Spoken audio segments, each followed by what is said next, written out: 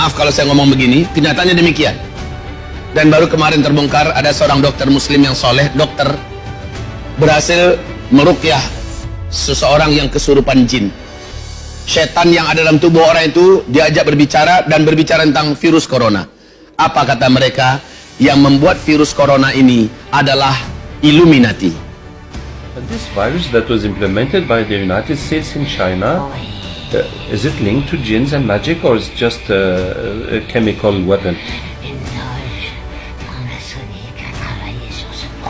The Freemason Lodge has worked on this project for years without reaching the results. Mereka yang menciptakannya dan mereka sudah merancangnya, dan kita sudah tahu semua Illuminati dan Freemasonry punya program 2022. Jumlah populasi manusia di muka bumi ini hanya 500 juta saja boleh lagi yang masih hidup. Berarti selebihnya harus mati. Ini program mereka, Pak. 50 program rahasia mereka, yaitu Freemasonry yang dikendarai oleh Illuminati dan Freemasonry, The New World Order yang dikendarai oleh Illuminati dan Freemasonry. Program mereka adalah matikan manusia sebanyak-banyaknya, dan mereka menciptakan virus yang ganas ini. Lalu kata setan itu, kami yang bertugas untuk menyebarluaskannya. Was the first ground experience. Other projects are still ongoing. So the virus was sent, and also jinns were sent with the virus.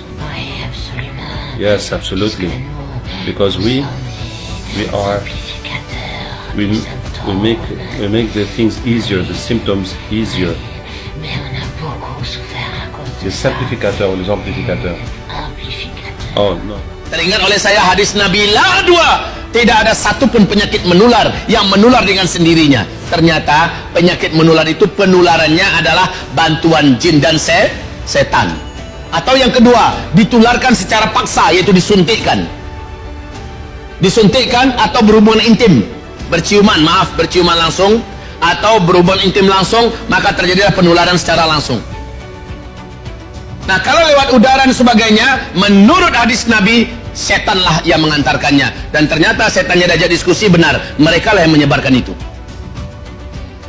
Ketika ditanya kepada mereka, kepada setan kafir ini, kenapa kalian tidak mendatangi orang muslim? Kami tidak bisa menembus mereka.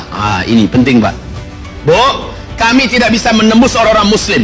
Orang muslim yang macam mana? Orang-orang muslim yang menjaga agamanya dan berpegang erat dengan agamanya. Mereka sholat dan tidak bermaksiat. Tubuh mereka mengeluarkan cahaya. Virus yang kami bawa tidak bisa menembus dan memasuki cahaya yang ada keluar dari tubuh mereka. Ini pernyataan setan itu. Allahu Akbar. Masya Allah, ini betul perlu diingat, Pak. Kalau ada muslim-muslim yang kena, pasti muslim itu ahli maksiat. Atau baru saja dia melakukan maksiat yang besar. Dia telah lukai hati orang tuanya, dia telah tipu ke temannya, dia telah makan riba, dia telah lakukan perzinahan, sehingga virus itu masuk. Adapun muslim yang soleh, yang taat, berkat solatnya, seperti kata Rasulullah, as-solah ila solah fama bainahuma kafaratun lima bainahuma. Dari solat kepada solat, di antara keduanya itu adalah, antara solat ke solat itu adalah pelindung untuk si muslim itu. Jadi muslim, kalau kita jaga solat kita demi solat, kita terlindungi, Pak. Walaupun satu lift terkena COVID-19 dan kita ada di tengah-tengah mereka, semuanya serentak batuk mengeluarkan virusnya, kita menjaga zikir, kita menjaga solat, kita tidak bermaksiat kepada Allah, maka takkan ada yang tembus dengan izin Allah, takkan ada yang tembus. Percayalah itu, wahai Bapak Ibu yang kami muliakan. Oke, kita kembali.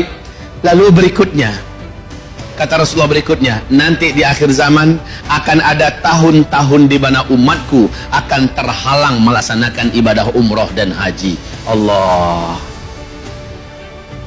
Kok hadis Nabi banyak terjadi di zaman kita ya? Kan itu pertanyaan kita akhirnya. Kenapa terjadinya di zaman kita? Semula saya meyakini bahwa kasus terhalangnya kaum muslimin melaksanakan ibadah haji dan umroh di akhir zaman itu adalah ketika terjadi peperangan internal di tubuh keluarga kerajaan Arab Saudi. Sebagaimana yang kita tahu, 3 pangeran sekarang ini sedang perang dingin, Pak.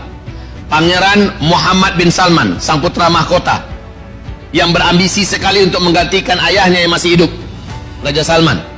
Yang kedua adalah anak kandungnya Raja Abdullah yang telah meninggal. Raja Abdullah sebelum Raja Salman ke Raja Abdullah, anak kandung ini bernama Mut'ib bin Abdullah, dan dia punya militer, dia punya jaringan, dan dia punya kekuatan, dan dia punya pengaruh di kerajaan Arab Saudi. Ini juga sedang perang dingin dengan Muhammad bin Salman. Kemudian juga Khalid bin Talal, ini juga pemilik kekayaan dan militer, pemilik kepolisian militer. Kaum muslimin yang kami muliakan, mereka ini sedang bergaduh.